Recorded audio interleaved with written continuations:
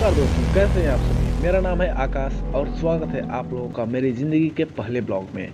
तो आइए देखते हैं कैसा रहता है ये ब्लॉग। और हम जा रहे हैं अभी कुशीनगर घूमने। हम वहाँ के कुछ महत्वपूर्ण मंदिरों को देखेंगे और उसके इतिहास के बारे में पता लगाने की कोशिश करेंगे। क्योंकि कुशीनगर एक ऐतिहासिक स्थल भी रहा है, इसलिए हम कोशिश करेंगे वहाँ के इतिहास को जानने समझने की। और उसके बारे में मुझे जहाँ तक भी जानकारी होगी मैं सभी बातें आपके पास शेयर करूंगा। तो चलिए लेकर चलते हैं आपको इस सुहाने सफर पे, और तब तक आप इस सिनेमैटिक शॉट्स का आनंद लीजिए।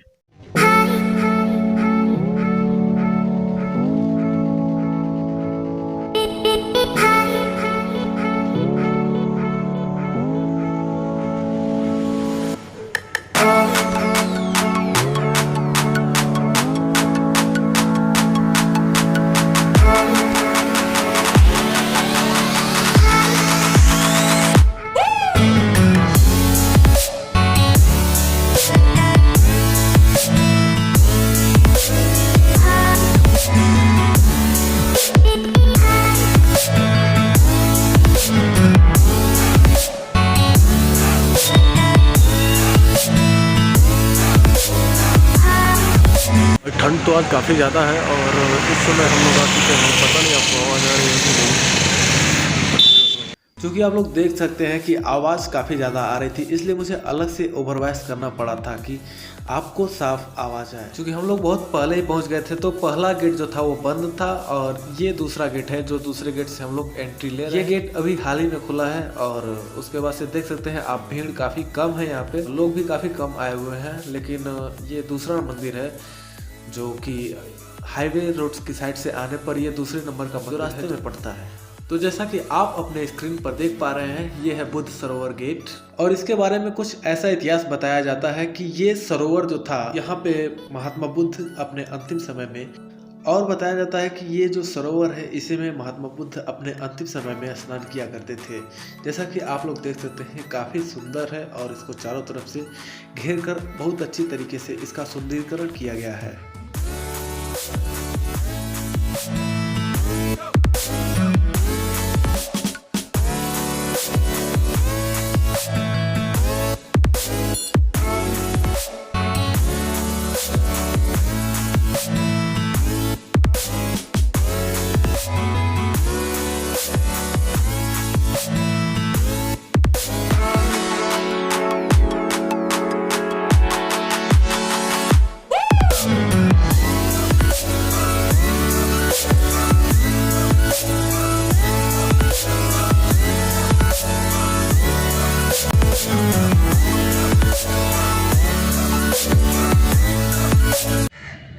सगड़ी दिन हमसे बढ़ाने बानल शाबाश। अम्मा इंग्लिश बोलेगा रे बाबा, ये बड़ी अच्छी बात कही आप। Everyone is greater than me, as you can see.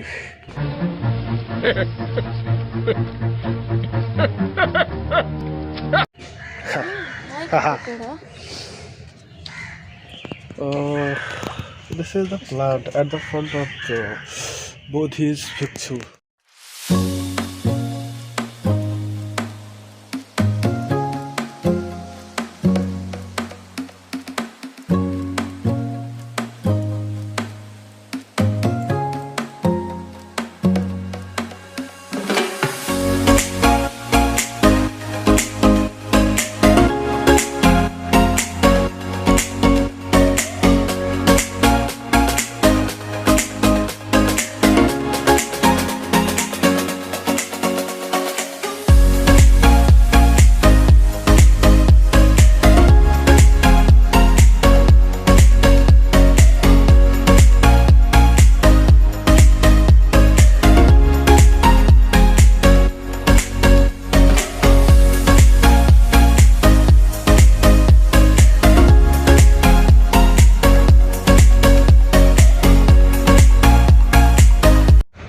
This is Choteshwar Pradhan at the front of you.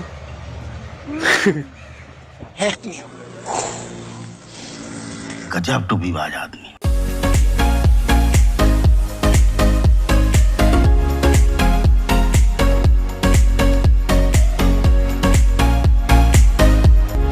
This is the second temple. that has been not opened.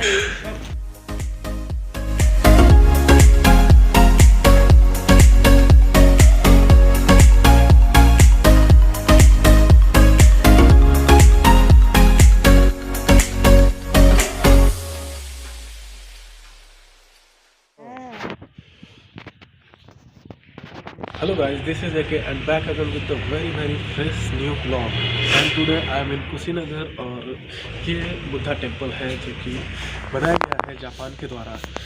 और हम लोग पता नहीं क्यों 2-3 साल से आ रहे हैं कई बार, और ज़्यादातर समय यह बंद ही रहता है और समझ नहीं आ रहा है कि खुलता कब है। हाँ चलो नेक्स्ट।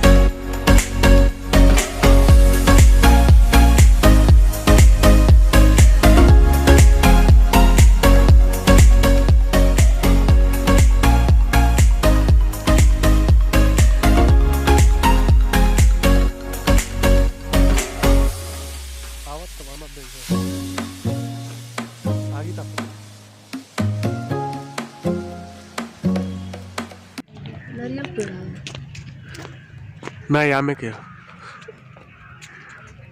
ये देखिए आम का बहुत ही बड़ा पेड़ आप लोगों के सामने। जनता को आप मूर्ख समझना बंद कर दीजिए। इस प्रकार की बचकाना बातें किसी के गले नहीं उतरती, लोग मजाक उड़ाते हैं। That is align to each other in square angle. तुम्हें शर्म है कुछ?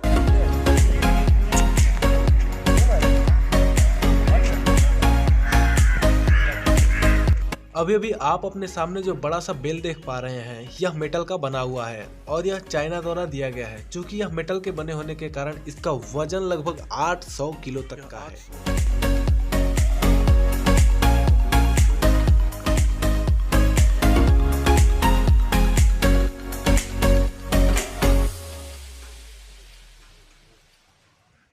यहाँ पे 4 भाषाओं में लिखा गया है।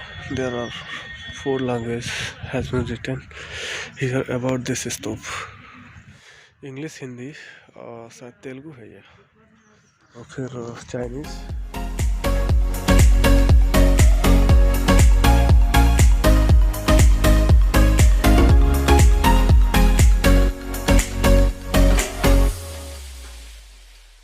इस मंदिर में एक अंकल थे जो कि कैमरा अलाउड नहीं किए, इसलिए हम आपको अंदर का सीन नहीं दिखा पाए। भगवान बुद्ध का यह महापरिनिर्वाण मंदिर है जहाँ पे भगवान बुद्ध ने अपनी पार्थिव शरीर को त्यागा था और मोक्ष की प्राप्ति इन्हें। और यहाँ पर एक छोटी सी मूर्ति भी है, छोटी सी नहीं काफ़ी बड़ी मूर्ति है, जो कि माना जाता है कि अशोक सम्राट द्वारा बनाया गया था। और इसे सन 1924 ईस्वी में खुदाई के दौरान, अंग्रेज़ों के समय में खुदाई के दौरान यहाँ से प्राप्त किया गया था। वहाँ पे रख करके और मंदिर का निर्माण कराया गया है। ये सेकंड है जो कि स्तूप टाइप का है उसके जस्ट पीछे, और इसके बारे का इतिहास मुझे कुछ कंफर्म नहीं पता है। चारों तरफ से पैक्ड है पूरा, और इसके अंदर क्या है वो अब तक शायद मेरे को नहीं पता है। जैसा कि आप लोग देख सकते हैं मेरे पीछे, क्योंकि इसमें वाइड एंगल नहीं है कैमरे में, तो इसलिए मैं नहीं दिखा सकता। और जो कुछ भी है सामने है आपके, as you can see there, काफ़ी खाली परिसर है।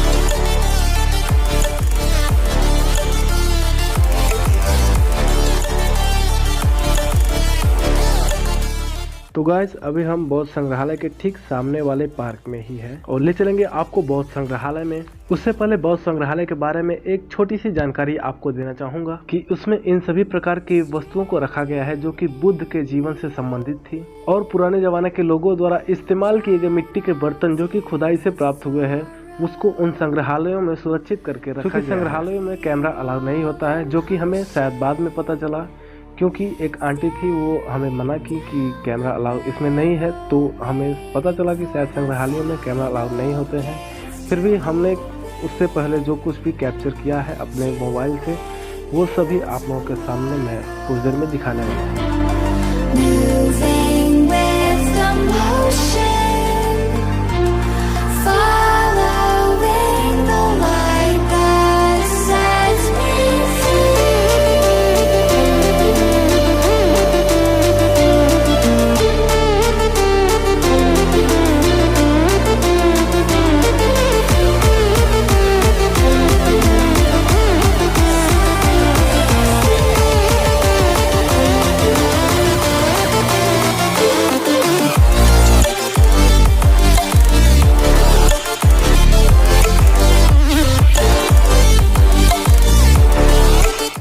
तो रोड के साइड से आने पर कुछ इस तरह का गेट आप लोगों को सामने दिखाई देगा और यह जो अभी आप अपने स्क्रीन पर देख पा रहे हैं ये है बौद्ध संग्रहालय का भवन, जो कि बाहर से देखने में काफी मॉडर्न और काफी सुंदर दिखता है।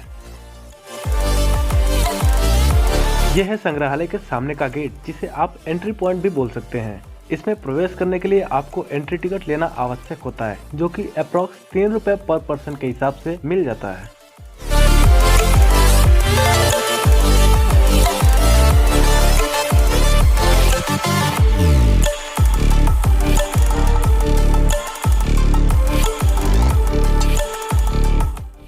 तो कुछ इस प्रकार का रहता है इसका एंट्री पॉइंट, जैसा कि आप लोग अपने स्क्रीन पर देख पा रहे हैं। इनमें बहुत सारे फोटोज लगे हुए हैं। अभी आप अपने सामने जो भी वस्तुएं या फिर मूर्तियां देख पा रहे हैं या फिर जो भी कलाकृतियां देख पा रहे हैं वो लगभग 3 वंशों के शासनकाल की हैं। पहला कुषाण वंश, दूसरे शुंग वंश, तीसरे मौर्य वंश के हैं। और भी वंशों की कलाकृतियां थी, लेकिन इन 3 वंशों की प्रचुरता काफी अधिक थी। कुशीनगर, जैसा कि बताया जाता है कि मल्ल महाजनपद की जो राजधानी थी वो कुशीनगर ही हुआ करती थी। पहले इसे कुशीनारा के नाम से जाना जाता था, लेकिन बाद में इसका नाम परिवर्तित करके कुशीनगर कर दिया गया और पहले यह देवरिया क्षेत्र में पड़ा करता था, लेकिन तो आई थिंक सन 2000 के करीब में इसको देवरिया से अलग करके एक अलग जिला घोषित कर दिया गया है और अब तो यहाँ पर एक इंटरनेशनल एयरपोर्ट की भी व्यवस्था कर दी गई है, जो कि उत्तर प्रदेश में 3रे नंबर का इंटरनेशनल एयरपोर्ट होने वाला है, जिसका शुभारंभ हो चुका है। आप एक बार जरा गौर कीजिए कि लिटरली इसमें मेरी सांसें तक सुनाई दे रही थी। काफी शांत माहौल था।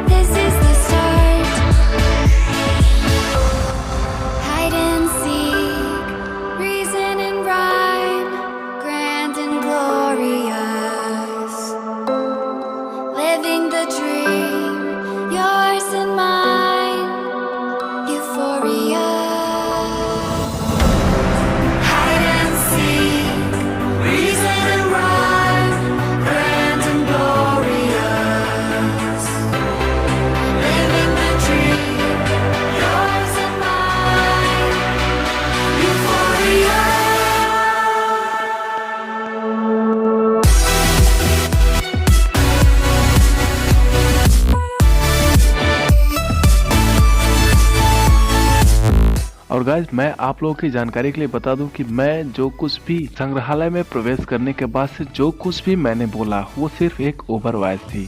मैं उस समय नहीं बोल रहा था, मैं बाद में एडिटिंग के दौरान ओवर वॉइस करके और आप सबसे बात कर रहा हूँ ताकि आपको चीज़ें अच्छी तरीके से समझ में आएँ। And feather move outside your head now or never, strong in every step, give me a sign, hitting the mark, take to the sky, chasing the stars, open your eyes, watching afar, waiting to fly. This is the start. Hide and seek. Reason. तो guys हम आ चुके हैं अभी अभी रामाभार स्तूप में, और यहाँ की कहानी काफ़ी इंटरेस्टिंग रहने वाली है, जो कि मैं आप लोगों को बताऊंगा अगले एपिसोड में। Euphoria.